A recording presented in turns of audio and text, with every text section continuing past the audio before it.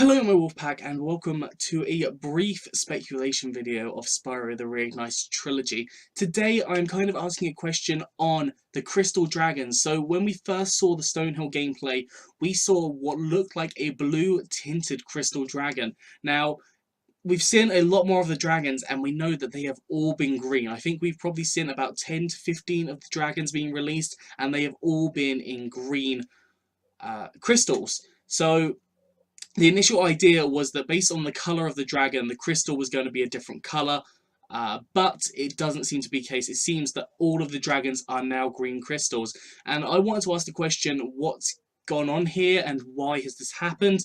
And the only answer I can really come up with is that the design was scrapped, so they just decided to keep the green crystals. My main thinking for this is that that was the first piece of footage we saw. As we can tell now, it was less kind of sparkly and kind of clean cut as some of the other playthroughs, videos, whatnot we've had of all the levels. So I think that it was just an early design, that was an early piece of footage from an initial idea. And maybe things like certain hues of dragon didn't quite come up with the crystals. The crystals didn't quite look as nice or as kind of how they wanted to do it. Maybe I feel that the yellows would have maybe looked a little kind of disgusting. I don't feel that they would have necessarily come through as well, especially kind of darker yellows as a lot of the dragons kind of are. I think it would have been very difficult for them to produce so many different things, and that would have used up even more space than we are expecting, which, you know, is already quite a large game. So I think just by having the green dragons, it just cut down on space, it cuts down on time needed to do it, which, as we all know, the time, they did need more time, so maybe that was just a decision to cut that just to stop having to do everything. Maybe it was just how the light was refracting off the crystal. Maybe it was that. I don't really think that that is really an option. I think that it was just an early draft of an idea, but that idea hasn't made it to the final cut. Very similar to how a lot of beta games, for example, Pokemon Gold and Silver, the original three Mons, Chikorita, Toadstool, and Cyndaquil, I don't think any of them actually made it into the final cut. And I know Chikorita kind of did, but it was tweaked a fair amount as well.